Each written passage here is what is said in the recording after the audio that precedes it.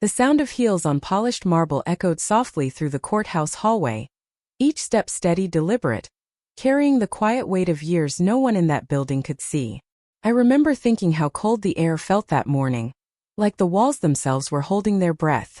When I stepped into the courtroom, conversations hummed low like distant bees, lawyers flipping through papers, the clerk typing without looking up, the faint rustle of fabric and whispers blending into a familiar background noise. Emily was already seated at the front beside her husband, James. My daughter didn't look at me right away. Instead, she leaned toward him, whispering something that made the corner of his mouth curl into a smirk.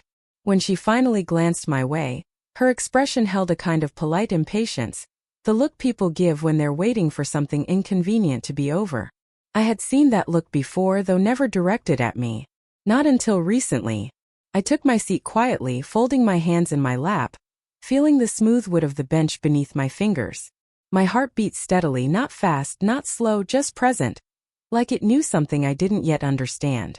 The judge entered a moment later, robes flowing softly as he settled behind the bench. Everyone rose, then sat again as the room returned to its quiet rhythm. He began reviewing the documents in front of him, flipping a page, adjusting his glasses. Then he looked up. His eyes landed on me, and everything stopped. The color drained from his face as if he had seen a ghost walk through the door. His lips parted slightly, and for a brief second, he forgot entirely where he was. "It's her," he said quietly, the words barely more than a breath. But in the silence that followed, everyone heard them. The clerk's fingers hovered above the keyboard. A lawyer paused mid-sentence. Even the bailiff shifted his weight, glancing between us with confusion. Emily's smug expression faltered, replaced by a faint crease between her brows, while James frowned, clearly irritated by the unexpected interruption. They had no idea what those two words meant. But I did. I had lived long enough to recognize when fate was beginning to turn its wheel. And as I sat there, the memory of how I came to be in that courtroom began to unfold in my mind like pages turning themselves. Every morning in Riverton began the same way for me. At exactly 6 o'clock, the soft hum of the kettle would fill the kitchen as pale morning light slipped through the curtains, painting the walls in gentle gold. I would reach for my chipped blue mug, the same one William had bought me at a roadside market more than 20 years ago, and pour my coffee slowly, breathing in the warmth before taking the first sip. On the windowsill, my African violets stretched toward the light, their purple blooms delicate and stubborn all at once. William loved those flowers. He used to say they reminded him of quiet strength, small, but impossible to overlook once you noticed them. Tending to them each morning made the house feel less empty, less quiet. After William passed, the silence had settled into the corners of every room like dust. At first it felt unbearable, the absence of his laughter, the way he used to hum softly while reading the newspaper. But over time the quiet became familiar, almost comforting in its predictability. My life wasn't extraordinary. It was built from small routines stitched together by memory. Watering plants, folding laundry, watching the afternoon sun crawl slowly across the living room floor.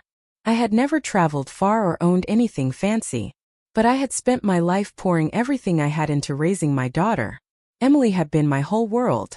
I worked late nights cleaning office buildings, the smell of industrial cleaner clinging to my clothes long after I came home.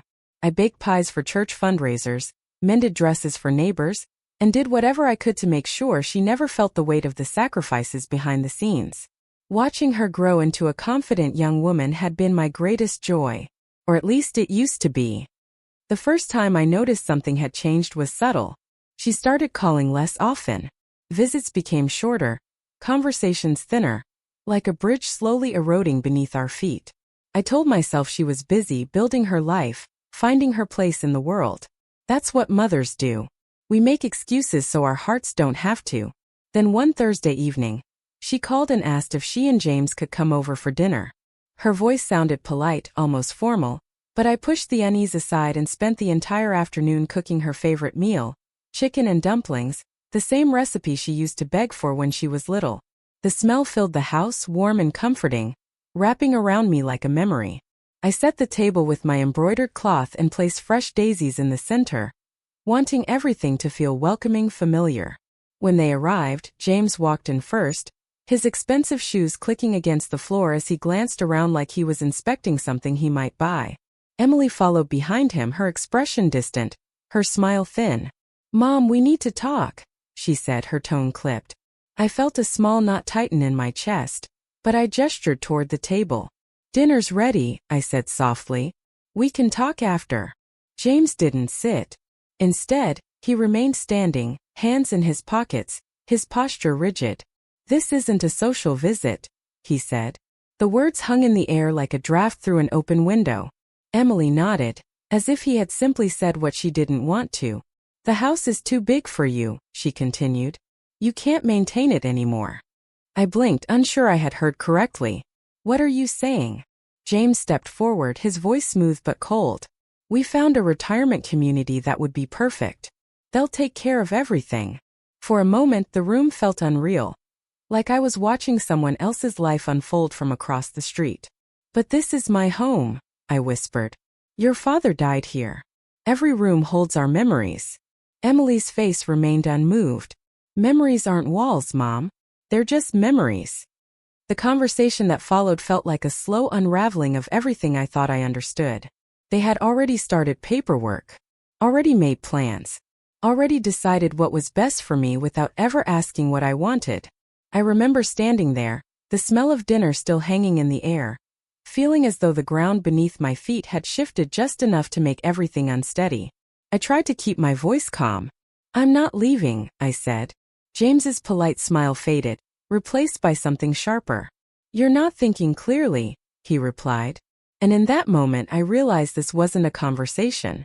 It was a decision they believed had already been made. That night, after they left, the house felt larger than it ever had before. I sat in William's armchair, the soft creak of the cushions the only sound in the room, and stared at the photographs lining the wall. Emily as a child, William smiling beside me on our anniversary, moments frozen in time when love felt simple and certain. For the first time I wondered when exactly everything had changed. When my daughter stopped seeing me as her mother, and started seeing me as an obstacle. The thought settled heavily in my chest, but beneath the sadness, something else began to stir. A quiet awareness. The feeling that this wasn't the end of my story. Not yet.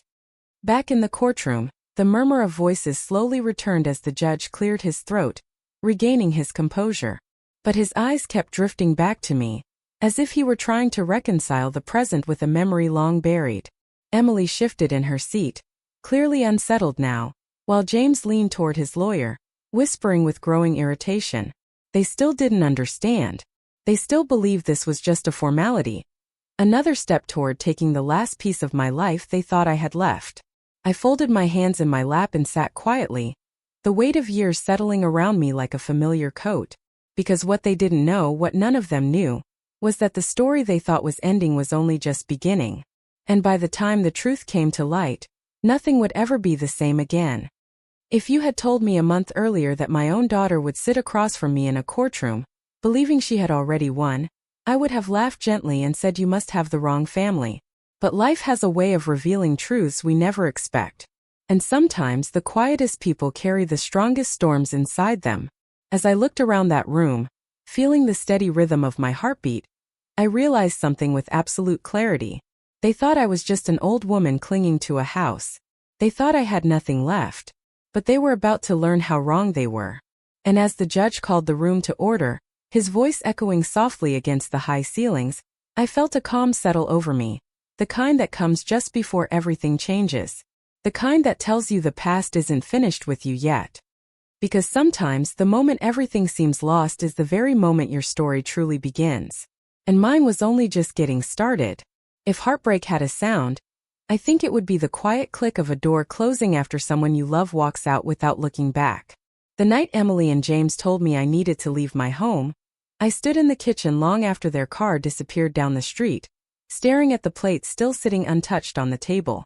The chicken and dumplings had gone cold, the steam long gone, the smell now faint and hollow, like a memory that didn't know where it belonged anymore. I wrapped the leftovers carefully, my hands moving on habit alone, because if I stopped moving, I knew the silence would swallow me whole. But deep down one thought kept repeating, soft but relentless. This wasn't over. Not even close. Over the next few days, Emily called twice. Both conversations were short, polite, distant, like she was speaking to a neighbor instead of her mother. James never spoke to me directly again, but I could feel his presence in every word she chose, every pause that felt rehearsed. On Tuesday afternoon, I was watering my violets when the doorbell rang. When I opened the door, James stood there with a man in a gray suit holding a clipboard. "Good afternoon," the man said briskly. "I'm here to assess the property." My stomach tightened. "I didn't agree to any assessment," I said quietly. James stepped forward, his smile thin. "We're just getting ahead of things." "Ahead of what?" The man walked through my house like he was already imagining it empty. He measured walls, tapped ceilings, scribbled notes without once asking permission. "The kitchen tiles are outdated," he said flatly. I felt my chest tighten. William had laid those tiles himself one summer, laughing when we realized halfway through that we had miscalculated and needed more boxes. To this stranger, they were just a renovation cost. To me, they were a memory. But memories didn't seem to matter anymore. And that realization hurt more than anything he could say. Emily arrived halfway through the inspection, her heels clicking softly against the floor. She didn't meet my eyes. Instead, she walked beside the appraiser, nodding at his comments as if they were discussing a piece of furniture instead of the place where she had grown up. "Mom, we're just trying to make this easier," she said. "Easier for who?" I asked gently. She didn't answer. That was the moment I knew something deeper was broken. When they finally left, the house felt violated, like strangers had walked through my memories with muddy shoes. I sat at the kitchen table, staring at the faint marks their footsteps left on the floor, and for the first time, fear crept into the corners of my mind. Not fear of losing the house, fear of losing my daughter. 3 days later they came back. This time they weren't alone. A man in a navy suit placed a leather folder on my dining table and introduced himself as a lawyer. "Mrs. Smith, these documents outline the transfer process. Once signed, everything will proceed smoothly." I stared at the stack of papers, the words blurring together. Transfer of ownership. Irrevocable. Permanent. My hands trembled slightly as I looked up. "I need time to review these," I said. James laughed softly. "There's nothing to review. We've handled everything." Emily sat quietly, her hands folded tightly in her lap. "Mom, this is for your own good," she said. "For your own good." The words felt like a knife wrapped in silk, because love should never sound like a sentence. "I'd like my own lawyer to look at these," I said, my voice steady despite the storm building inside me. The lawyer shifted uncomfortably, but James leaned forward, his tone hardening. "That won't be necessary." "Yes, it will," I replied. For the first time, Emily looked uneasy. James's smile disappeared completely. "If you don't cooperate," he said slowly, "we may have to consider declaring you mentally unfit to make decisions." The room seemed to tilt. My own daughter sat silently while her husband threatened to take away my independence, my dignity, my voice. And suddenly the air felt too thin to breathe. That was the moment something inside me changed. "I'm not signing anything," I said quietly. James stood abruptly, his chair scraping loudly against the floor. "This is a mistake," he snapped. "No," I said calmly. "The mistake is thinking you can decide my life for me." Emily's eyes filled with tears, but she didn't speak. And somehow, her silence hurt more than his anger. After they left, I walked slowly through the house, touching the back of chairs, the edges of picture frames, grounding myself in the reality that this was still my home. For now. I sat in William's armchair that night, the room dark except for the soft glow of the lamp beside me. For the first time, doubt crept in. What if they were right? What if I really was becoming a burden? The thought cut deeper than any threat. But then I looked at William's photograph, his warm smile frozen in time, and I remembered something he used to say. "Strength isn't loud. It's steady." I whispered into the quiet room. "I wish you were here." The next afternoon I opened William's desk drawer, looking for old bills to organize, anything to keep my mind busy. Most of the papers were familiar, but tucked beneath them was a slim folder bound with a small lock. I frowned. I had never seen it before. My heart began to beat faster. Why would William lock something away? I searched the drawer until I found a small brass key, hidden inside one of his old books. My hands trembled as I held it, because something deep inside me knew this wasn't just paperwork. This was the beginning of an answer. When the lock clicked open, the sound seemed louder than it should have been, echoing softly in the quiet room. Inside was a stack of neatly organized documents, each page carefully labeled in William's familiar handwriting. Contracts, statements, legal papers. But one document caught my eye immediately. A will, dated just 6 months before he passed. I sat down slowly, my heart pounding as I began to read. Line by line, my understanding of everything began to shift. William had been far more careful, far more deliberate, than I ever realized. And what Emily and James believed they could take from me was only a fraction of the truth. My breath caught, because suddenly the story I thought I knew was unraveling. And in its place, something unexpected began to emerge. Something powerful. Something they never saw coming. I looked around the quiet room, the late afternoon sunlight stretching across the floor, and felt a strange calm settle over me. For the first time since that dinner, I wasn't afraid, because I realized something important. They thought I was alone. They thought I was weak. They thought they had already won. But they had no idea what William had left behind. And as I turned the next page, my eyes widening at what I saw, one thought filled my mind with absolute certainty. Everything was about to change. Sometimes betrayal doesn't break you. Sometimes it reveals who you really are. And as I closed the folder slowly, the weight of its contents settling into my hands, I knew the next time I faced my daughter and her husband, I wouldn't be the same woman they thought they could control. Not anymore. Because the truth has a way of waiting patiently. And when it finally comes to light, changes everything. What I discovered in that folder would turn their entire plan upside down, and they wouldn't see it coming until it was too late. The first thing I noticed was how quiet the house felt. Not the lonely quiet I had grown used to after William passed, but a different kind. The kind that comes just before a storm finally breaks. I sat at his desk with the folder open in front of me, the late afternoon sun casting long shadows across the pages, and for a moment I simply stared at his handwriting. It was neat, steady, unmistakably his. Seeing it again felt like hearing his voice after years of silence. My fingers traced the edge of the paper as if I could somehow feel him there, guiding me toward whatever truth he had carefully hidden away. Because William had never been careless. If he locked something, it meant it mattered. And as I began to read, I realized just how much. At first, the documents seemed ordinary. Bank statements, investment summaries, legal agreements. But as I moved from page to page, the numbers began to grow larger, more complex, more impossible to ignore. Accounts I had never heard of. Properties listed under holding companies. Stock portfolios spanning decades. I blinked, certain I must be misunderstanding something. William had always described our finances as modest. Comfortable, yes, but simple. We paid our bills, saved where we could, and lived within our means. Or at least that's what I believed. But the evidence in front of me told a completely different story. For years, decades even, William had been quietly building something far beyond what I ever imagined.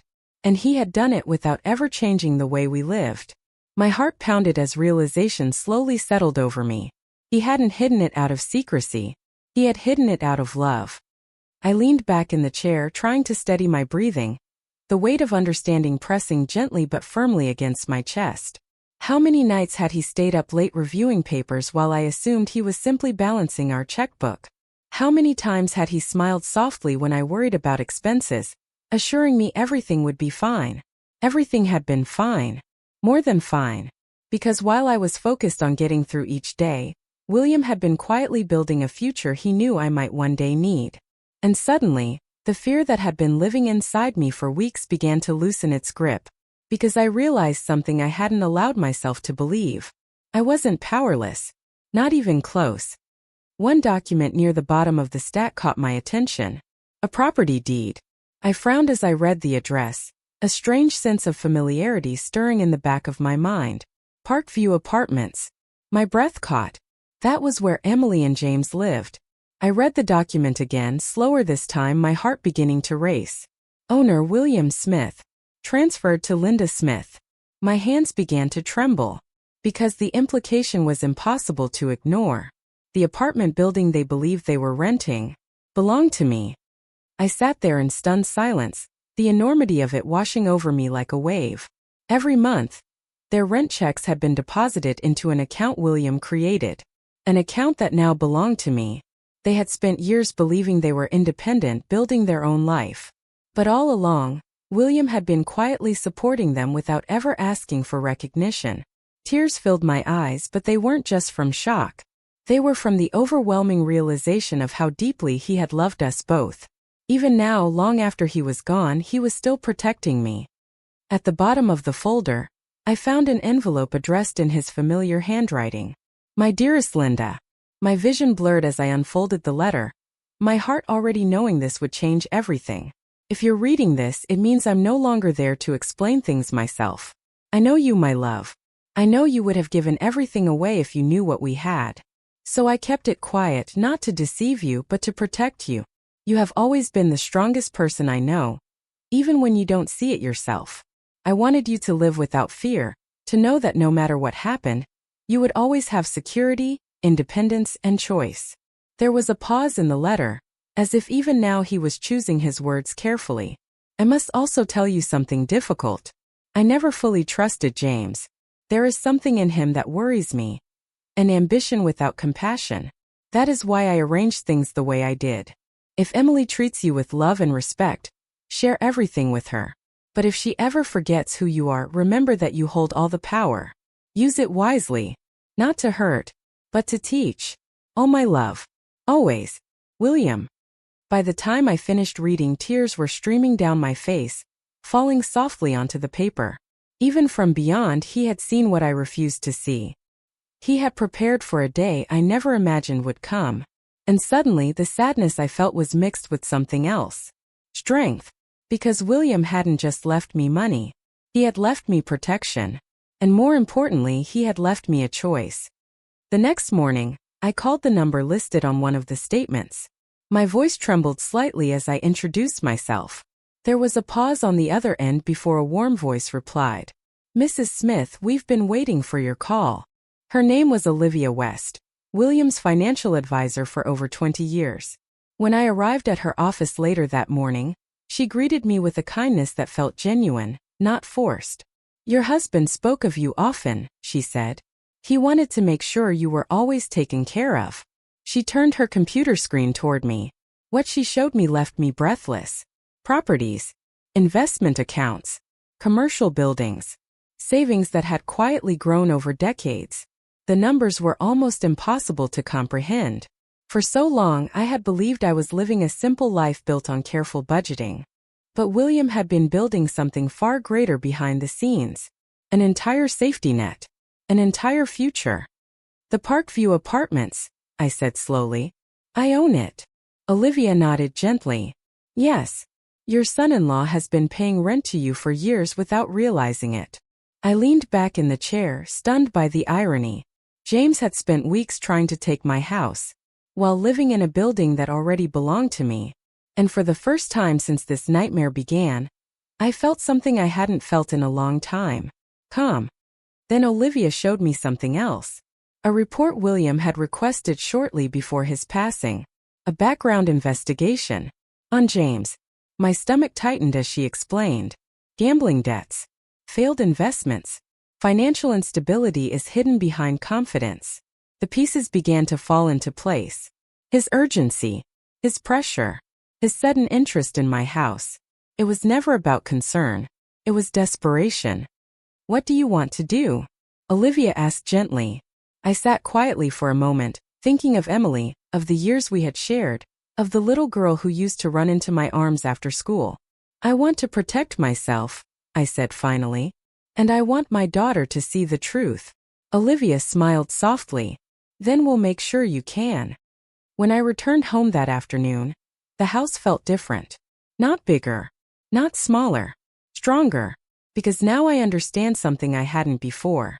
They believed they were taking my last piece of security, but in reality they had only seen the surface. And as I placed the folder back into William's desk, locking it carefully, I felt a quiet certainty settle deep within me. The next time Emily and James walked through my door, everything would be different. The following morning, I woke earlier than usual, the soft light of dawn filtering through the curtains. For the first time in weeks, my hands didn't tremble as I poured my coffee, because fear had been replaced with something steadier. Resolve. They thought I was alone. They thought I was vulnerable. They thought they had already won. But they had no idea what was coming. And as if summoned by fate itself, the doorbell rang just after 9. When I opened the door, Emily and James stood there with 2 movers behind them, boxes stacked on a dolly. James smiled like a man arriving to collect something he already owned. "Ready to go?" he asked. I stepped aside calmly, my heart steady, my mind clear. "No," I said quietly. His smile faltered. "I'm not going anywhere." Because what I was about to reveal would shatter everything they thought they knew. And for the first time, they would realize they had been playing the wrong game all along. James always had a way of standing in a room as if he owned it. Even that morning, with 2 movers waiting behind him and Emily shifting nervously at his side, he carried himself with the same quiet arrogance, the confidence of someone who believed the outcome was already decided. But what he didn't realize was that the game had changed. And this time I knew every move before he made it. "Ready to go?" he asked again, his smile thin. I stepped back from the doorway slowly, folding my hands in front of me. "No," I said calmly. "I'm not going anywhere." The silence that followed felt thick enough to touch. Emily blinked, confusion flashing across her face, while James let out a short laugh, as I had just told a harmless joke. "Linda," he said, his tone tightening, "we've already been through this. The paperwork is ready. The movers are here." I held his gaze steadily. "Yes," I replied. "And you should probably send them home." His smile vanished completely. "What are you talking about?" Emily asked, her voice wavering. I walked past them into the living room, gesturing toward the sofa. "Sit down," I said gently. "There are some things you need to understand." James didn't move. "I don't think this is necessary," he said sharply. But Emily sat, her eyes searching my face as if seeing me clearly for the first time in years. James finally followed, his posture rigid. The movers lingered awkwardly by the door until I turned toward them with a polite smile. "Thank you for coming," I said. "But you won't be needed today." They glanced at James, who gave a frustrated wave of his hand. "Fine," he muttered.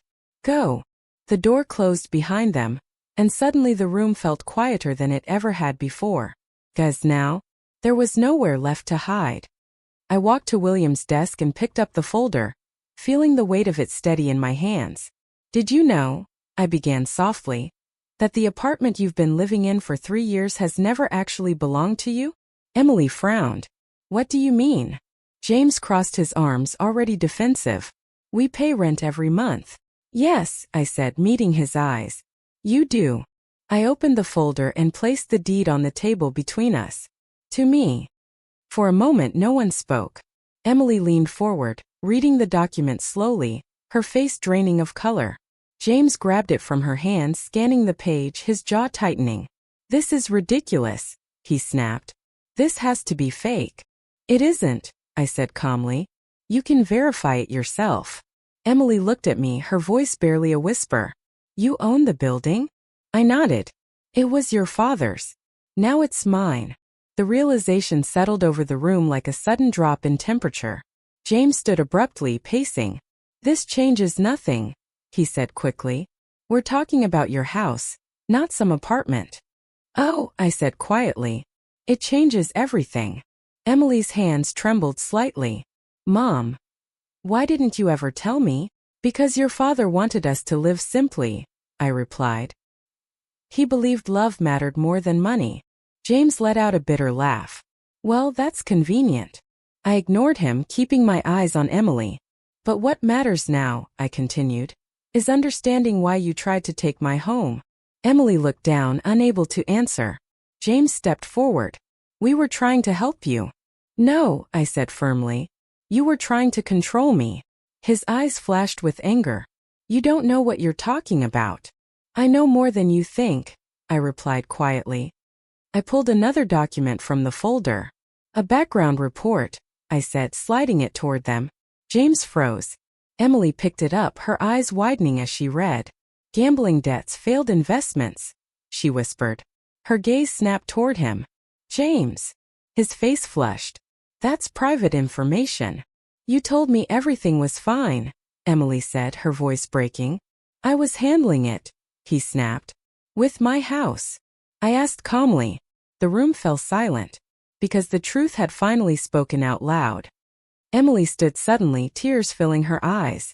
Is this why you wanted Mom to move? She asked.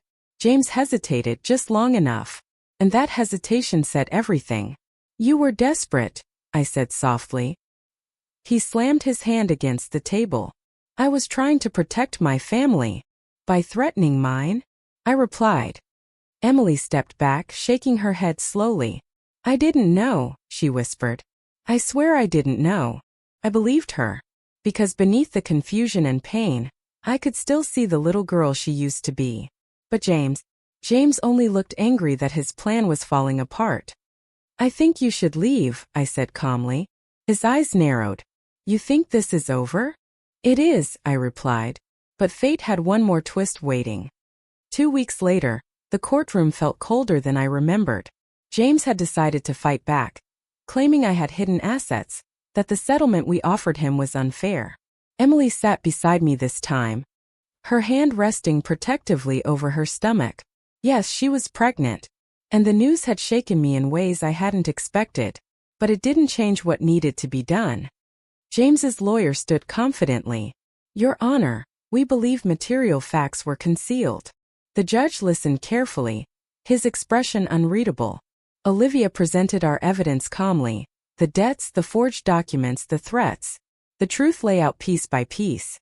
And still James sat there, convinced he could talk his way out. Then the judge looked up, and his eyes met mine, just like before. His expression shifted, recognition flickering across his face like a memory waking after a long sleep. The room seemed to hold its breath, 'cause something had just changed. He cleared his throat, his voice steady but softer now. Mr. Carter, he said. The evidence is overwhelming. James leaned forward. This is a setup. No, the judge replied firmly. This is accountability. He reviewed the documents slowly, then set them down. I find that Mr. Carter has violated the terms of his agreement and engaged in fraudulent activity. James's face turned pale. I am issuing a permanent restraining order, the judge continued, and reinstating all criminal charges. The courtroom erupted in murmurs. Emily squeezed my hand tightly, tears streaming down her face. And for the first time since this began, I felt the weight lift from my chest. As officers approached James, he looked at me with pure fury. This isn't over, he muttered. But his voice held no power anymore, because the truth had taken that from him.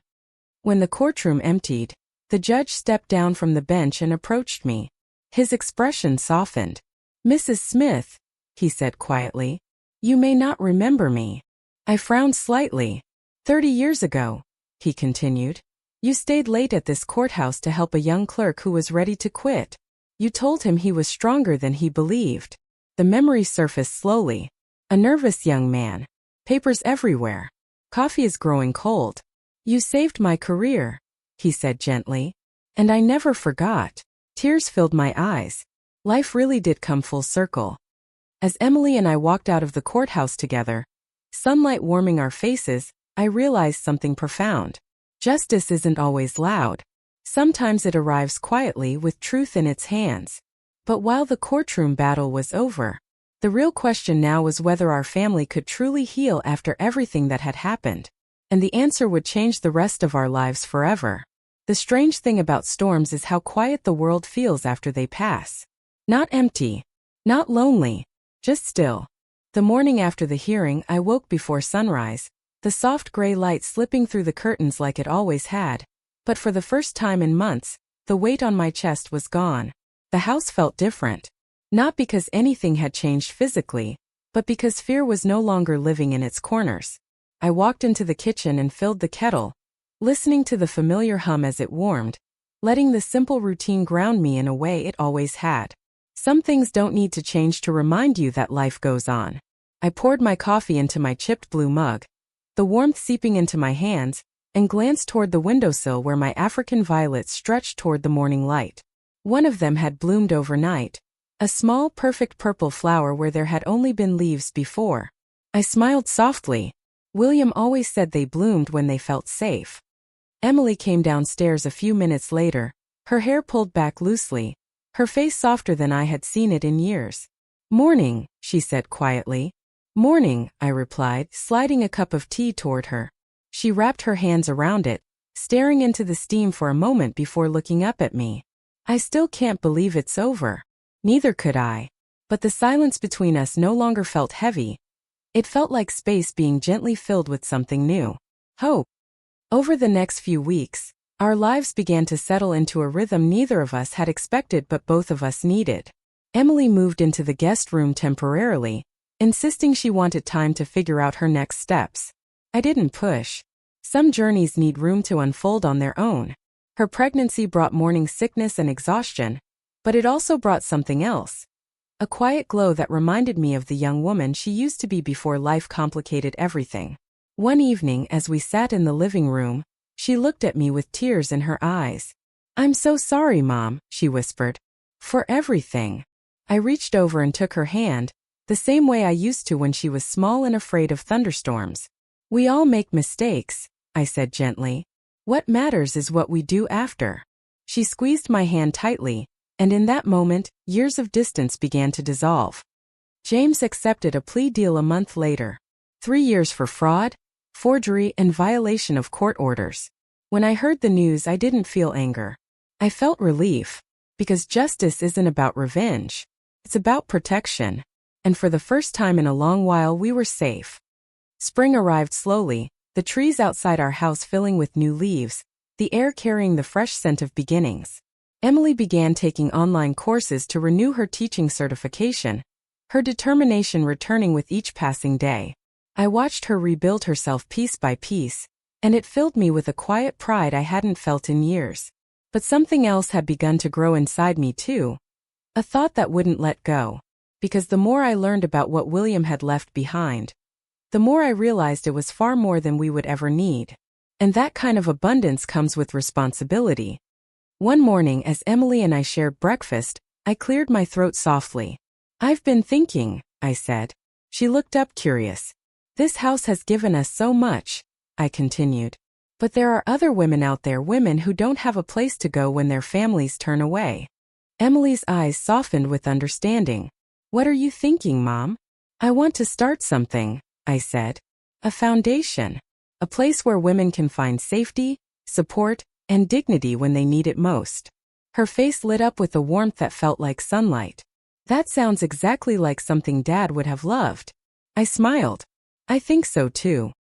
We called it the Second Porch Foundation, because everyone deserves a place to sit, to breathe, and to begin again. With Olivia's help, we purchased a large Victorian house on the edge of town and began renovations, transforming it into a warm, welcoming space for women rebuilding their lives. The work filled our days with purpose. Painting walls, planting gardens, choosing furniture. Every decision felt like stitching something beautiful out of the pain we had endured. And when the first 3 residents arrived, each carrying their own stories of loss and resilience, I knew we had done the right thing. Watching them begin to smile again felt like witnessing quiet miracles. Summer came with long golden afternoons and the steady rhythm of preparation as Emily's due date approached. We converted William's old study into a nursery, painting the walls a soft green and filling the room with gentle light. One afternoon, while unpacking boxes, Emily found a small quilt I had made when I was pregnant with her. Tiny moons and stars stitched carefully into faded fabric. "You kept this?" she asked, her voice trembling. "Of course," I said softly. "It's full of love." She held it against her chest, tears shining in her eyes. "I want my baby to feel that too." The day Willow was born arrived with a soft summer rain tapping gently against the hospital windows. When the nurse placed her in my arms, time seemed to pause. She was perfect, tiny fingers curling instinctively around mine, her breath warm and steady. "Hello, little one," I whispered. "You have no idea how loved you already are." Emily watched from the bed, exhausted but radiant, her eyes filled with a joy so pure it made my heart ache. "What do you think Dad would say?" she asked softly. I smiled through tears. "He'd say she's perfect." and that he never stopped watching over us. Life after Willow's arrival felt like a gentle unfolding. Her laughter filled the house, chasing away the last shadows of the past, her tiny footsteps echoing through rooms that once felt too quiet. Emily returned to teaching the following year, balancing motherhood with a strength I admired deeply. And the foundation continued to grow. More homes, more women are finding their footing again. More stories of resilience replacing stories of loss. 5 years passed faster than I ever thought possible. One warm afternoon, I sat on the porch watching Willow chase butterflies across the yard, her laughter floating through the air like music. Emily stood beside me, wiping flour from her hands, smiling as she watched her daughter. "Can you believe everything that's happened?" she asked softly. I looked around at the life we had rebuilt. The home filled with love, the foundation thriving, the future stretching ahead like an open road. "Yes," I said gently, "because sometimes life breaks you open, so something stronger can grow." Later that evening, as the sun dipped below the horizon, painting the sky in shades of gold and rose, I watered my violets one last time before heading inside. Another bloom had opened, delicate and bright. I touched the petals softly, thinking of William, of the journey that brought me here, of the quiet strength that carried me through. Looking back, I realized something I hadn't understood before. True strength isn't about fighting louder. It's about standing calmly in your truth, even when others try to rewrite your story. If my life has taught me anything, it's this: we are never too old to begin again. We are never too small to stand up for ourselves. And dignity, real dignity, can never be taken from us unless we choose to give it away. That night, as I sat on the porch with Emily and Willow curled beside me, the air warm and peaceful, I felt a deep sense of gratitude settle into my heart. For love, for second chances, for the quiet resilience that carried us through. Because sometimes the greatest victories aren't the ones that make headlines. They're the ones that bring you back to yourself. And as I watched the stars begin to appear one by one in the darkening sky, I realized something with absolute certainty. My story hadn't ended in that courtroom. It had begun there. And every morning when I rise, pour my coffee, and watch the violets reach for the light, I'm reminded that the most beautiful chapters of our lives are often the ones we never saw coming. If you found meaning in this story, tell me, what would you have done in my place? And where are you watching from today?